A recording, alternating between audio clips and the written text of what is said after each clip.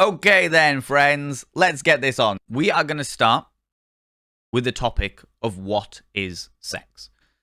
Once again, I'd like to point out that all of the information that we have about sex, the science of sex, either comes from very old sexual studies that are extremely out of date, or very new sexual studies. And unfortunately, it's a very difficult subject to research.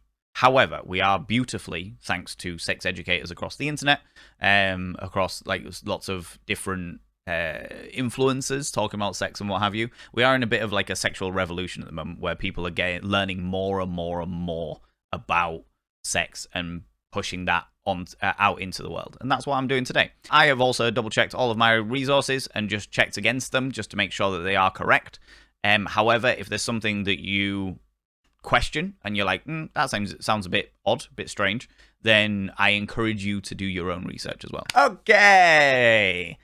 What is sex? What is sex? Here I am, a sex educator, which is really interesting because when people ask what is sex, the vast majority of us just feel like we know, especially as adults, we feel like we know what sex is. Oh, well, it's, sex. The vast majority of us know about like heteronormative sex with penis and vagina, but what about people with vulvas? What about people with two penises? What about people that have got a myriad of the in between? They're intersex friends of ours. What about people that have no sexual organs due to accidents and disabilities and all that? There's a whole load of things going on here. We're gonna start where it always starts, which is the biology, which is what the vast majority of us probably got taught when we were in school. It's the basics. It's the basic stuff that some of us, the vast majority of us, will have been taught, depending on like your school. Some of you might not even have got this. Some of you might have got a hell of a lot more than this, But it is that whole stuff of penis enters vagina, horizontal tango commences, there is an ejaculation, and that ejaculation makes babies.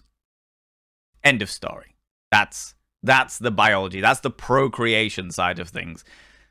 In order to procreate the species, a penis enters a vagina, ejaculates, makes babies. They never talk about anything to do with pleasure. Or very, like, in my experience, they never talked about anything to do with pleasure. They never talked about anything to do with foreplay in regards to everything around sex, the enjoyment of embracing each other's bodies. I suppose that also comes into the pleasure side of things. Preparing the body itself, like making sure that the body is ready for sex, making sure the mind is ready for sex, making sure the emotions are ready for sex, because all of these things are very crucial, and people just don't learn about it. They don't learn about it at all.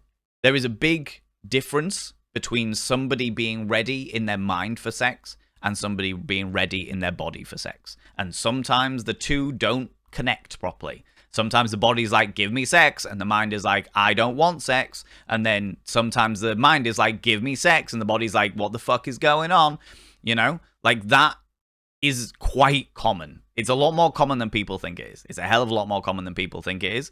And they don't talk about that in your basic sex education, schools, learnings, understandings, and what have you. Like, that stuff just isn't talked about. The other thing that isn't talked about in regards to like the basic sex education stuff that you get in schools, they say penis enters vagina, ejaculation makes babies.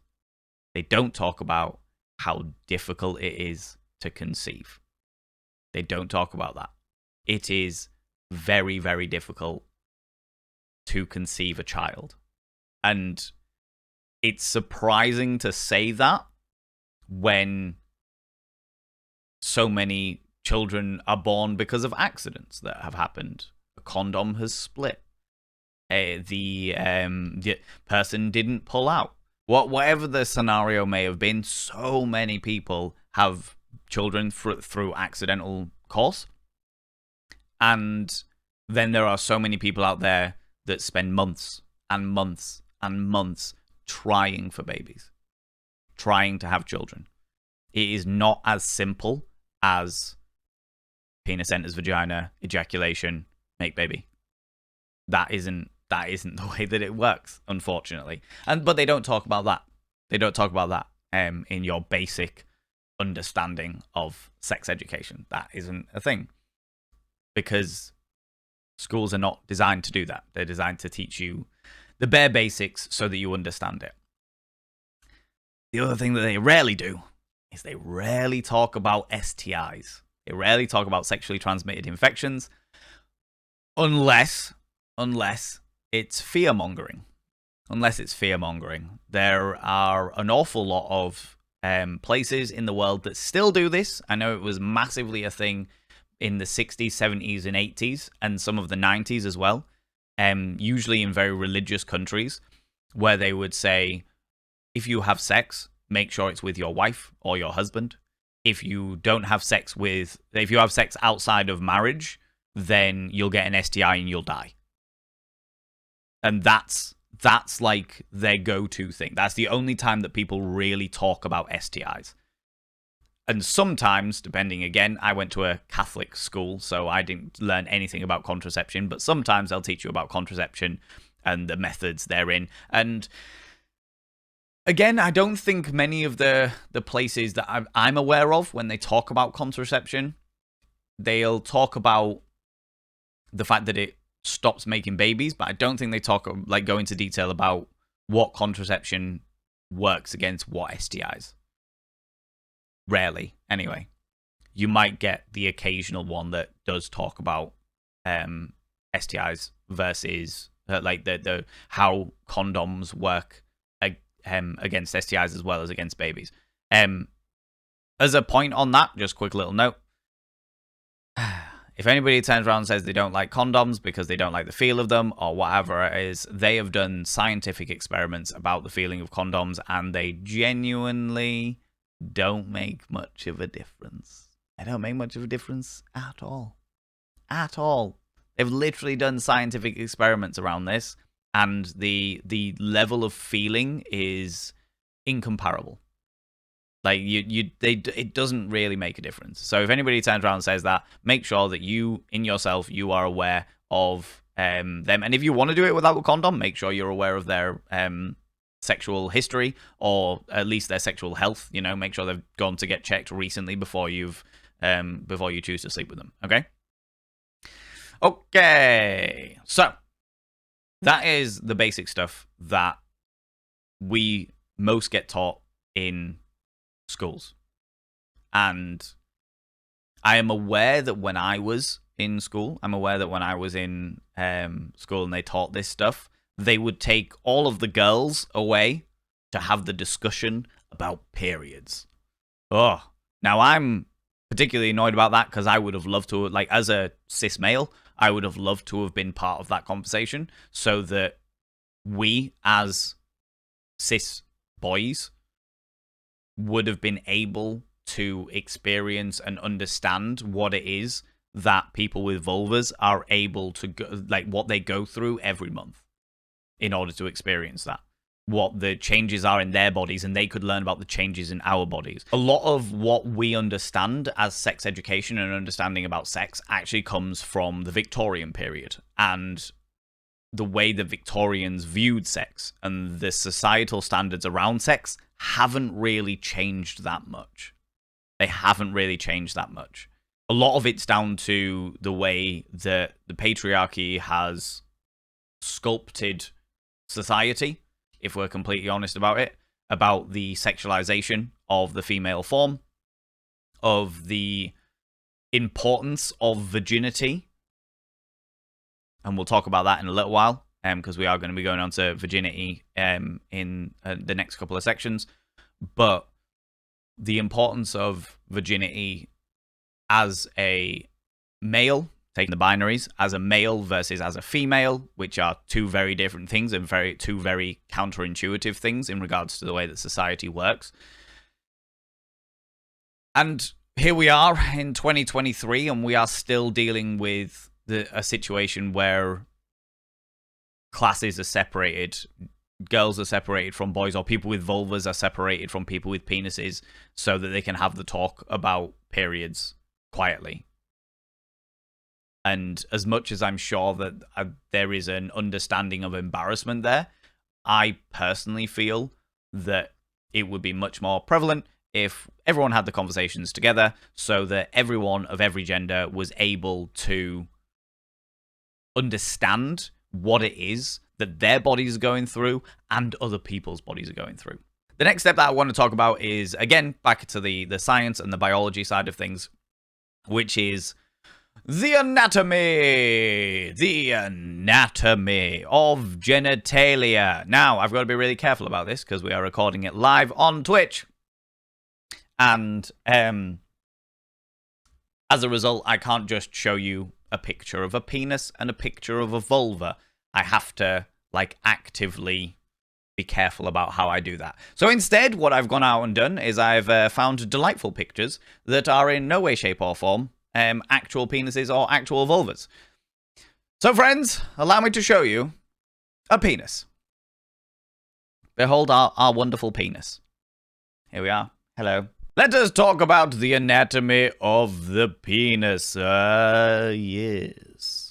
Up at the top here, in this little smiley face, most penises don't have smiley faces. I must make that nice and clear. Up at the top here, we have the glans, which is also known as the head of the penis, or the bell end, as it case, because it has a sort of bell shape, as you can see there. Now, for those in regards to people that are not familiar with penises, because I'm not going to make any kind of preconceptions and thinking that everyone's going to be familiar with a penis, generally speaking, you get circumcised and uncircumcised penises, all right? That is where this entire head of the penis, the glans here, is either covered with like a little envelope of skin, or it's not covered with an envelope of skin. That isn't like a natural born thing. Every person that is born with a penis is born with a foreskin as a way of protecting the head itself. However, there are a variety of reasons why somebody might be circumcised. Religious reasons. In Judaism, they remove the foreskin as part of their religion. I'm not going to go into the religion side of things because I am not familiar enough with that practice to know the reasons why they do it, or the purposes of it, or the history of it, you know? There are also medical reasons why somebody might have their foreskin removed, and also cultural reasons why they might have their foreskin removed. The only thing that it really changes is the way that a penis is, the glans itself is. So this entire section up here, this little area that is the glans, is normally of like a pinky purpley color. In uncircumcised men, it's actually like the actual head itself is quite moist. It's not like damp or sodden or what have you, but it is like slightly moist underneath the foreskin itself as a kind of protection layer. However, within circumcised men, that actually dries out and it becomes a lot more drier, as it were. There are a variety of different studies that have been put forward about sensitivity. Some places say that the sensitivity is heightened if you are circumcised. Some say the sensitivity is dulled if you are circumcised. I personally would imagine, just based on my understanding of anatomy, that it really depends on the person. It really depends on the person. It's like when somebody gets a part of their body pierced, it either becomes super sensitive or becomes less sensitive, and that just depends on the person themselves as to whether they are likely to become more sensitive or less sensitive. So do not think that just because somebody hasn't got somebody has got circumcised, that they're going to be less sensitive in the glans area. They may well be more sensitive. It entirely depends. And chances are they've got nothing to compare it to. If they got circumcised when they were much younger, they won't know any different, you know? So the next bit that I want to talk about, like, you've got the head of the penis. This is known as the shaft, which we'll talk about a little bit more in a second. And then down here, you've got the testes. The testes are actually not two little lumps on the bottom of the penis like it looks like there, okay? They're not two little lumps. If you've never seen a penis before, they are two little like oval shaped, sort of like kidney shaped items that are inside a little bag of flesh, a very wrinkly bag of flesh. That is where the semen is produced. And you will notice, we'll talk about this in a second, but you will notice that in the middle of a scrotum, you will have like the scrotum itself that holds everything, and then down the middle of the scrotum, there'll be like a little seam. Be a little seam. Now that's just a seam where the skin has fused together, but we'll talk about that in a second. All right. Next, I need to get rid of our wonderful little Richard there.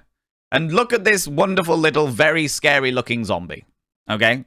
This is like a South Park zombie going on here. But this is actually like a cross-section diagram of what a penis looks like. So, as much as it does look very zombie-esque, little face that's going on here, this is what it looks like. This is like, this is what's inside the shaft itself.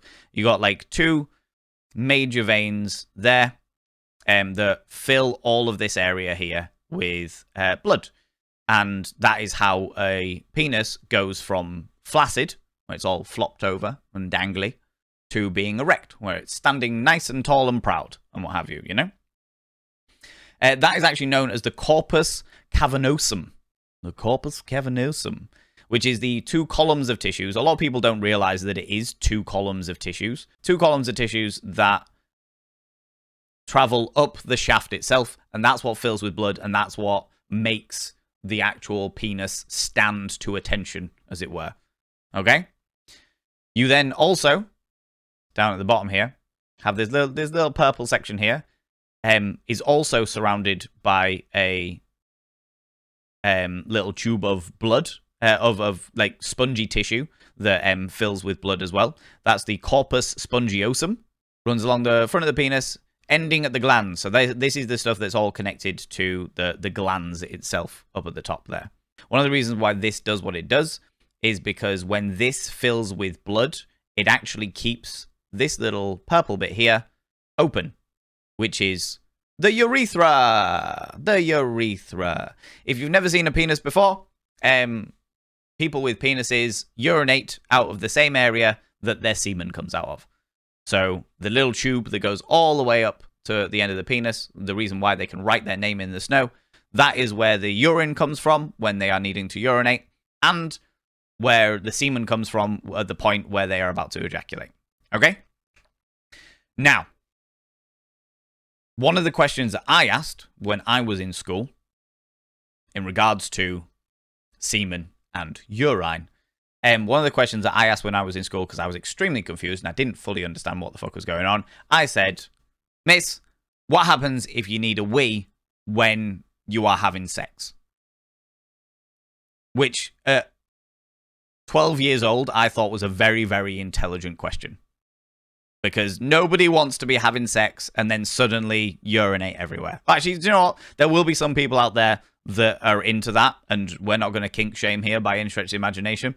That's entirely fair. But the biology of it is when you get an erection, there's some spongy tissue inside, like the pelvis area, that closes off the urethra, which stops urine from like passing through when you have an erection. It is not fail-safe. It is not fail-safe, as I am all too aware, because growing up as a teenager with a penis, impromptu erections happen a relatively often amount of time. And when you really, really need to wee, and your body goes, "What's that? You need an erection right now?" Sometimes it can be quite problematic. Sometimes it can be quite problematic and painful as well to sort of push down the erection to direct yourself in the right area. Okay? Right way. So most of the time, especially as you get older, any kind of erection will stop any kind of urine from flowing. However, it's not fail-safe. It is not completely fail-safe. It's also a very important thing to say that, I say it's very important. This bit isn't. This is just whimsical. It's a whimsical thing to say that this is one of the theories why people with penises might wake up with what they call a morning glory, which is where you wake up from sleep and you are fully erect. And one of the theories, this isn't proven to my knowledge, I'm not entirely sure about that, but one of the theories is that the reason why is because when you're asleep, you might need to urinate, and your body goes, well, we can't urinate now, we're asleep, so we'll give this person an erection, and that way we'll stop him or them or they or she from urinating while they're slumbering, you know? So, there you go. There you go.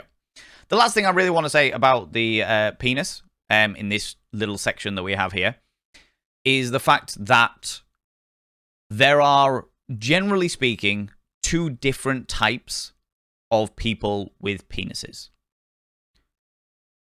They are frequently known as the shower and the grower. A shower is somebody who has a penis at its full length, and when it fills with blood to get into an erection, all that happens is that full length goes erect. It sort of stands to attention. So it literally just like complete full length stands to attention. A grower is somebody whose penis shrinks when it is flaccid, and as they get aroused and erect, it fills with blood and it swells out to full attention. So if you didn't know what the difference was between shower and grower, that is the reason why. Now, when you're in school, one of the big things that boys especially, but I'll say all genders with penises are well known to be bullied about, is the size of their penis. Which means that there is a big issue that happens with people with growers. Because you'll have somebody in the class who's a shower, and they'll be like, my penis is really, really big, and your penis is really, really small. It unfortunately is one of those things, and the more that we get rid of this myth that big penis means better person, or that the easier life will be for all of those people that either don't have big penises themselves, maybe they've got like a micro penis, or they have a genetical condition which means they have a smaller penis, whatever the scenario, or the other side of things where they have an unreasonably large penis, a much higher than average penis, which has its own problems. I would like to let it be known that it doesn't matter what your penis size is, whether it's really, really small, whether it's really, really large, whether it starts small and gets large, or whether it starts large and stays large, regardless of what the scenario is, there are always ways that you can make sexual interactions work. Sometimes you have to think a little bit more about how you're doing something, or the way that you're doing something, so that everyone stays in a scenario that everything stays pleasurable. But there are always ways to do it. I know that people with penises that are small frequently question how much value they have as a lover. I am also aware with people that have got penises that are above average, even if they're significantly above average, always question their value as a lover because of how much pain it can cause to have sex with somebody. Talking penetrative sex with somebody. Okay, that's the penis. Penis done. Next, the vulva. This is a velvet puppet. I wish I could have one of these. It looks amazing and fantastic. I cannot remember where they are sold, but for the purposes of the YouTube video, I will stick it in the link down below, in the description down below, so that if anybody does ever want one, they can get one. Behold the vulva. What an interesting vulva this is as well. Interesting colors. Beautiful. We love them. We love to see it. Up above here, where you'll normally feel sort of like the pubic bone, is what they call the mons pubis, which is like the pubic area where a lot of the pubic hair grows. This is like actually above this puppet, but I want to make sure that I include that. And the reason why I want to make sure that I include that is because, and this is one of the reasons why it's very, very important that people of all genders, of all genitalias, get information on each other's fucking genitalias and the changes in their bodies and the understandings of all those things. And the reason why is because for a very, very long period of time, I didn't realize that people with vulvas had mounds. A mound. The vulva is not flat against the body the way that Barbies are. Do you know what I mean? They actually have a mound, which is the mons pubis, that sort of protects the little area of the vulva. Okay? So if you've never seen a vulva before, do not expect it to be flat against the skin, as it were. It's not a flat surface. There is a mound there, okay, which contains the entire vulva area, okay? This little section here that's very flowery here is the clitoral hood. The clitoral hood, which protects the clitoris, which I believe here in this puppet is this little section there. The little purple section right in the section, in the point there. That's your clitoral hood, which protects the clitoris. Now, some people with vulvas have particularly prominent clitorises, which is where the clitoris sticks out from the hood. Some people with vulvas have more discreet clitorises, where it's a bit more under the hood. Sometimes they're right up under the hood, and they're a little bit more hard to find, and there are scenarios of that happening. The clitoris itself, when aroused, does get hard. It fills with blood, very, very similar to the way that a penis does, and it becomes more sensitive. There are so many nerve endings in the end of the clitoris. It becomes more sensitive, fills with blood. The bit that people don't seem to, that don't know, is the fact that the clitoris is a very, very large sexual organ. It is not just a tiny little nubbin of skin. It's not just a tiny little nubbin of skin at all. The actual clitoris that is on the surface is a tiny little nubbin of skin underneath the clitoral hood. However, the clitoris itself is a very large organ that goes right back into the vagina itself. It goes up along the top end of the vagina and then also bulbs out and surrounds the vaginal opening itself. Okay, so it's a very, very, very, very big.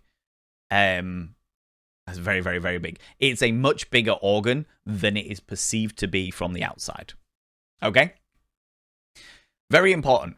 But there has always been a thing with, throughout history, where there's been a joke about people not knowing where the clitoris is, whether that be their own clitoris or people, like, especially people that were born with penises, not being able to find the clitoris. I am now telling you all there, right at the top, underneath the mons pubis, underneath the pubic area, right at the top of the vagina, of the vulva, should I say, there is a little fold of skin that's usually known as that is known as the clitoral hood.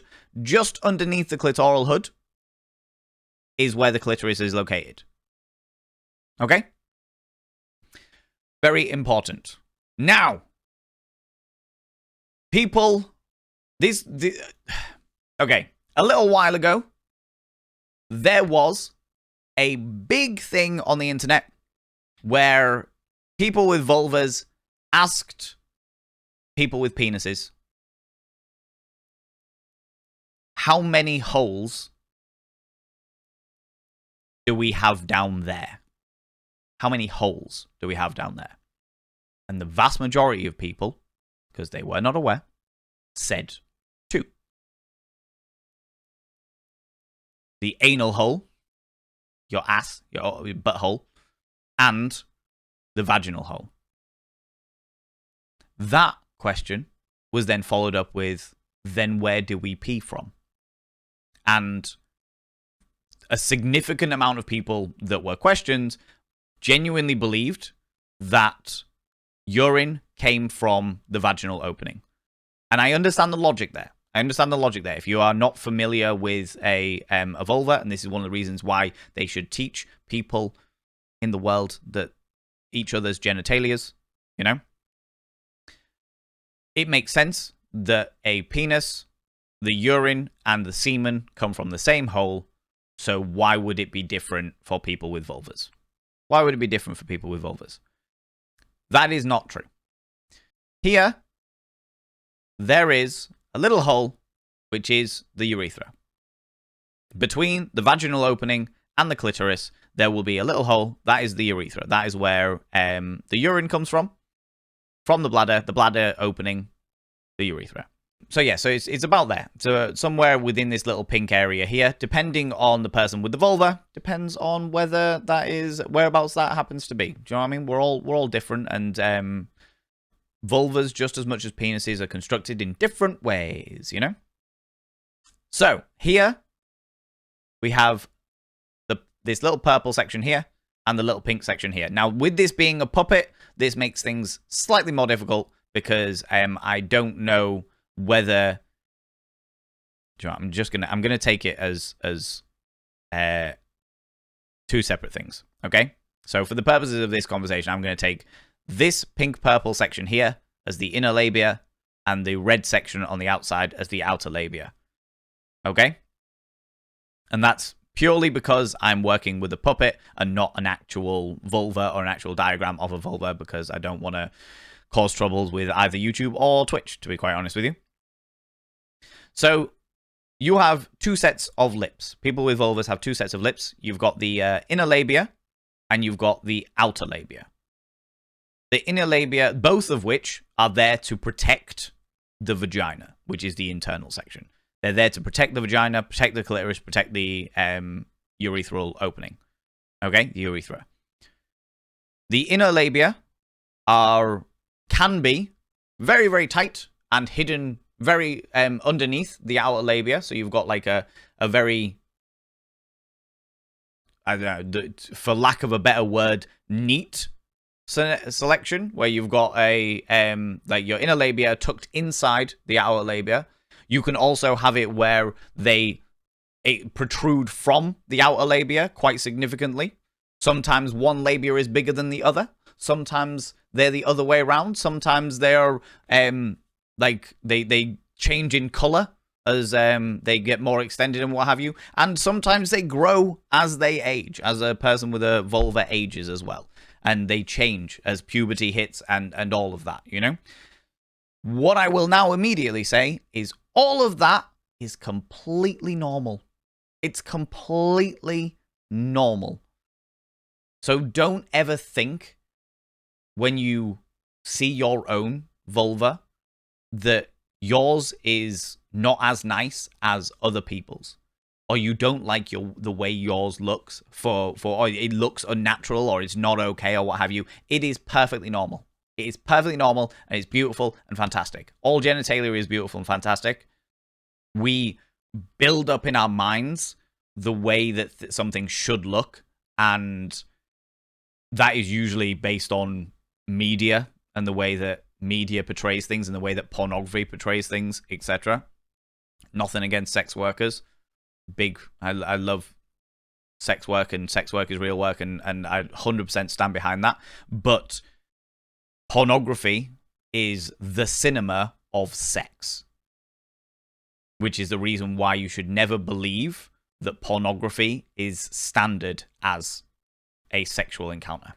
Just inside the vaginal opening here, so this little red section here is the vaginal opening, which is where, in a heteronormative biological way, for procreation, a penis would insert itself inside the vaginal opening. Ejaculation makes babies. Obviously, there's a lot more to it in regards to pleasure, foreplay, understanding, all that stuff, but that is where the vaginal opening is. If you are there with sex toys or fingers, and you're there doing things with a consenting adult who has got a vulva, they may enjoy things inside there, you know? The vast majority, and I'm not going to say everybody, but the vast majority of people that have vulvas are very unlikely to have a full orgasm using just penetration of the vaginal area. No matter how much pornography, hentai, whatever it is that you choose to watch would have you believe, it's usually, or should I say highly improbable, that a person with a vulva would orgasm purely from penetrative sex alone. The clitoris is your friend. It is usually very, very sensitive. Not always, obviously, people are different, but it's usually very, very sensitive. But these are sort of like the pleasure centers, okay?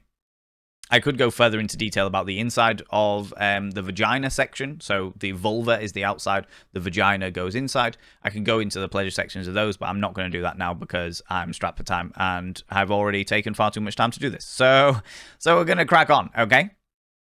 The only other thing that I think is very, very important to note is just inside this, inside the vaginal opening here, usually about here and about here, just at the bottom section there, is the Bartholin's gland. The Bartholin's gland. That is the gland that creates moisture, creates the mucus, the vaginal saliva that allows the vulva and the vagina to become lubricated, which allows penetration to be accessible. It is possible to have those, they get blocked for various different reasons, very different medical situations in which the Bartholin's glands can get blocked. It is a very painful experience, but they are just down underneath the labia, as I understand it, and don't quote me on that, but I know that they're just inside the vaginal opening of there, okay? So everyone's aware. It's not just that it's constantly moist. It's not a constantly moist area. It can get wetter with more excitement, or not necessarily excitement, but more, what's the word I'm looking for? Interaction. And it's really important to say that just because somebody with a vulva is moist in the nether regions, that they're wet in the nether regions, does not mean they are consenting or wanting sex. It does not mean that at all, under any circumstances. Okay? Very important. Very, very, very important. We talked briefly before about the difference between the mind being up for sex and the body being up for sex. The body can well and truly create moisture in the vulva. That does not mean that the mind wants sex. The reason why I bring this up is because for a very, very, very long time, that was used as a defense for sexual assault cases. We're not going to go into that, but I wanted to let everybody know that that is a thing. Okay? It is important to say that they are the same parts in a different arrangement. Ah, yay. All genitalia is the same. All genitalia, whether it be a penis or a vulva, it's the same thing, but organized differently. The testes and the ovum are the same thing with slightly different genetic codes. The labia is the same stuff that makes the scrotum. I talked earlier about the seam down the scrotum. It's the same stuff that makes the scrotum, because when you are in the womb and your genetic coding is throwing loads of genetic bullshit at you, it's saying this is the point where the ovaries are going to drop, they're going to turn into testicles, they need to be surrounded by the labia, and then that labia fuses together to create the scrotum. We talked a second ago about the fact that the clitoris is very, very similar to the penis. It is a very sensitive tip that has a very large section inside the vagina that fills with blood when it gets excited. It's all the same stuff, just in a different arrangement. This is the most important thing, especially when understanding that genitalia does not equate gender. It doesn't matter what genitalia you have. That does not dictate what your gender is. Much bigger question there, but I have a podcast called Thirsty Work where I talk about it with a fantastic, fantastic LGBTQI lecturer called Valen Vain. I strongly recommend that you check that out if that is something that you are interested in. There is also intersex, which was one point in life known as hermaphrodite. As we understand it, as science is now, hermaphrodite is used for non-humans, and intersex is the correct term for human beings. What intersex means is that your genetic coding has given you aspects of both sets of genitalia, whether that be a penis and a vulva. Sometimes it's a penis and just the ovum. There was a situation many moons ago where a man who grew up as a man, had a penis, had always been a man, always understand it, started getting really bad stomach cramps in his 30s, I believe he was.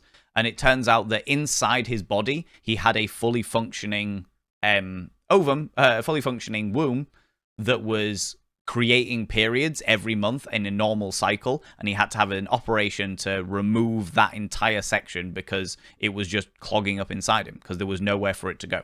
Intersex people are just as valid as everybody else. They should not be shamed. There should be no slight cast upon them, no shame cast upon them. They're just as valid as everybody else. It's just the way that their genetic coding came out, you know? There's also an absolutely fantastic video, which I will put in the, again, in the description in YouTube and in chat at the moment, that talks about the genetic coding and the science of gendered sex, which is explained by a much smarter man than I am. So I would strongly recommend you go check that out. It talks about genetic coding and how our understanding of chromosomes is so much more complicated than XX and XY. Okay? Go do the things. Go do the things, all right? Okay! So that's like the biology and the anatomy of everything that we've just talked about. So that's the biology of understanding procreation in its most basic form, and the anatomy of understanding what a vulva is and what a penis is. Okay? The next thing we really want to be talking about is the social dynamics of understanding what society perceives as sex and sexual intercourse, etc., and what have you. The vast majority of people will know the bases, where you go, oh, did you get to first base? Oh, did you go to third base? Oh, my lordy. But very few people actually have a concise understanding of what the bases actually are, as I found out, because I thought I knew, and then I was like, do you know what? I'm just going to check, and it turns out that understanding of what constitutes first, second, third, and fourth base is very different. It turns out. It's very different. So the bases actually comes from the idea of baseball. So you have your home base, you have your first base, second base, third base, and home base. All right? So it's the little triangle that they have in baseball. The idea is that in order to get a home run, aka have full intercourse, you go all the way around to home base. First base, generally speaking, the vast majority of sources that I have cited and seen, first base is kissing. Kissing, smooching, French kissing, snogging, giving them oodles and oodles of Tommy tongue, licking the plaque from their teeth, tasting their taste buds, whatever the way you want to call it. Okay, whatever you want to call it, that is seen as the first base. When you get with somebody and you are giving them lots and lots of kisses, lots of face-on-face contact, that is first base. Second base is one of, like, I checked a few different sources for second base, and I found quite a variety of different things for second and third base, but I will pick the two main ones. These are the two main ones that I found the vast majority of, okay? It's either above the waist action. So if you are feeling somebody up or doing things with their breasts or their chest, whatever the scenario, or it's over the clothes touching. So it's either, in most circles, it's either doing stuff above the waist or it's doing stuff above the clothes. So if they're wearing clothes but you're still feeling them up, etc. As a result, third base, as I'm sure you can probably imagine, is either below the waist interaction or doing things under/without clothes. You know? Getting engaged, doing all the bits and pieces without clothing. And of course, fourth base, aka home base, is full intercourse. This is naturally a very heteronormative view of things. What I mean by heteronormative is the kind of sex that straight people have. Penis in vagina sex, or as Hannah Witten, the amazing sex educator who is on YouTube, called it PIV, P-I-V, PIV, penis in vagina sex. That's what we have always, or that's what the vast majority of us have understood sexual intercourse to be. Penis in vagina sex. It's the standard. It's what people see as sex. But then you have to question, what about the LGBTQIA? What about people with disabilities or medical conditions that prevent them from having penis in vagina sex? What about people that have got two vulvas when they have sex, vulva on vulva sex? What about oral sex? What about anal sex? What about mutual masturbation? What about having sex with yourself? There's so many different connotations there that really throw out the understanding of what sexual intercourse is, because it could be so many of these things. There is a perception that has been recently brought my attention, which I actually really quite like, of because of all of these different dynamics, vulva on vulva, oral sex, anal sex, mutual masturbation, self-sex. As I understand it, the vast majority of the time with vulva on vulva sex, it is not particularly penetrative, you know? And this kind of sex that people do, I know that this is a big thing with bisexuals, for example, where they will do sex with somebody of the same sex as them. Like, they'll do oral sex as the same with somebody of the same sex as them, and perceive that to be the same sexual significance as having penetrative sex with someone who's got different genitalia to the way that they have it, you know? And that's where the importance comes in. Is like, does that mean that people that are homosexual don't have the same value of sex as people that are heteronormative? Of course not. They, of course, have the same value of sex and what have you. And one of the terms that I came across that I thought was really fucking good was sexual intercourse, which is penetrative sex, and sexual outercourse, which is non-penetrative sex.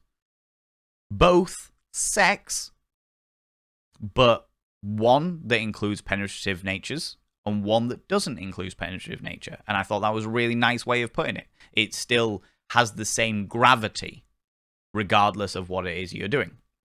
There's also the aspect that it's not just the act of sex itself, it's also the quality.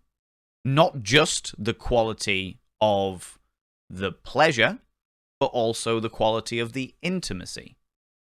For example, you might have a phenomenal one-night stand, but it means nothing to you. You might have decidedly average sex with somebody who you absolutely are well and truly in love with.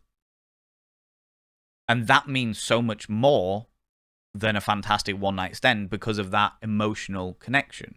I mentioned earlier about the bisexuals, like and like people having sex with people with different genitalia to them, having the same value, that penetrative PIV, penis in vagina sex, having the same value as having oral sex or intimate sex with somebody who's got the same sort of genitalia as you know?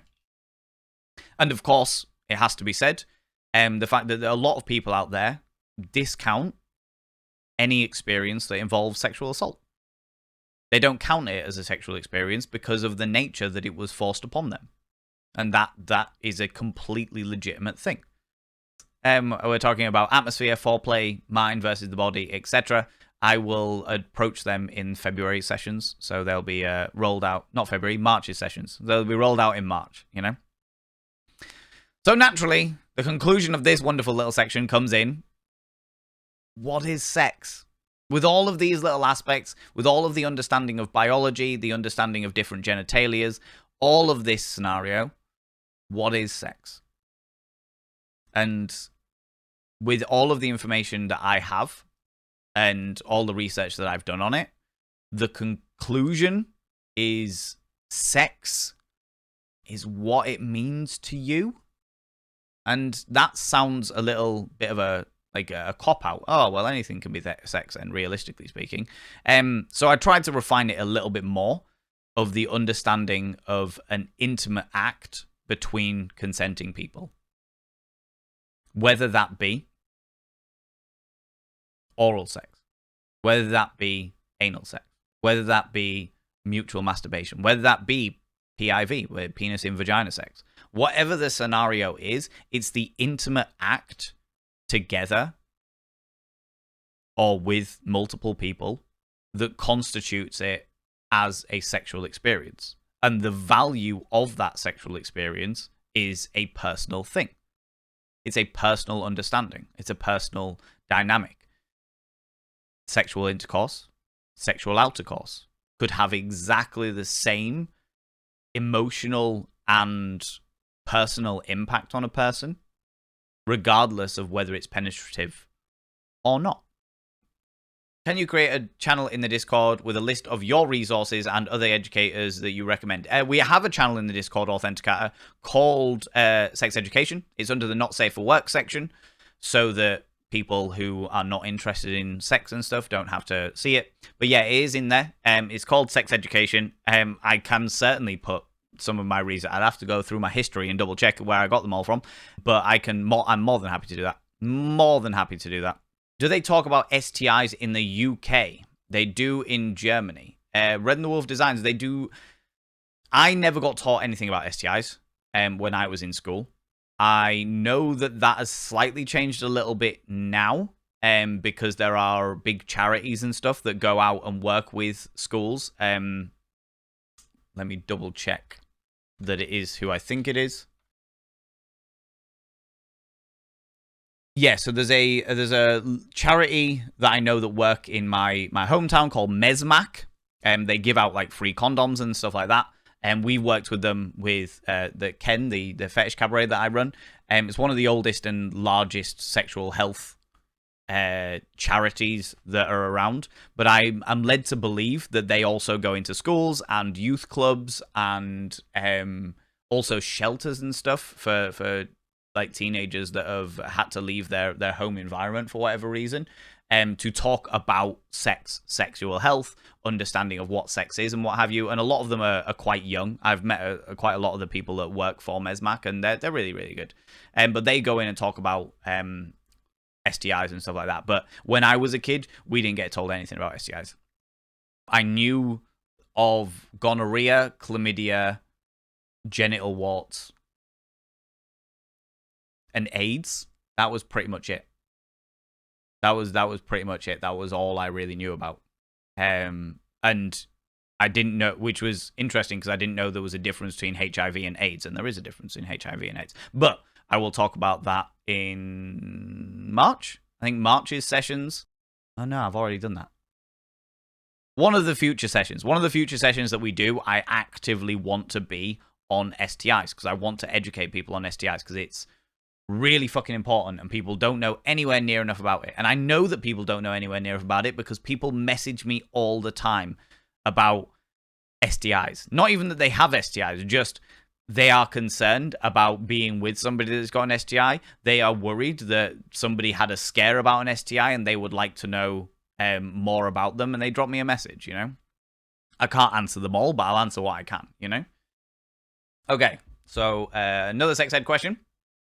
Tunackers asks, I have a question. I think it's sensible. Does pubic hair actually serve a purpose? And is there any drawback for those that like lady/manscaping, or just pruning your genitalias? Good question. Good question. It is, as I understand it, and I'm not, this isn't something that I've looked into, to be fair, but as I understand it, pubic hair originally was just an extra defense of the pubic region. So it was an extra way of protecting the pubic region. It would stop, before we were clothed as creatures, before we were clothed, it would stop fluff and grit and stuff like that from like entering a vagina or causing problems with the base of the penis and stuff like that.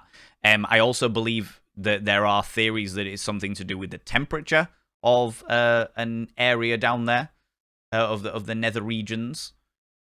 But in regards to, like, evolutionarily, likely. Aeration, temperature control, that's the reason why we believe that we have like hair on our armpits and hair on our chests and stuff. A lot of it also comes down to, and again, as I understand it, I am not a biologist and I am not a historian by any stretch of the imagination, so I'm only literally speculating here. But as I understand it, it comes down to like protection of the area and heat regulation. However, I know that those aspects are very much down to your hormone levels and what hormones that you produce naturally versus what hormones that you may be taking for other medical conditions, or if you are a trans individual, you might be taking hormones for those things, and it can change those all over, you know? You can literally go from having no hair in an area to being very hairy in an area.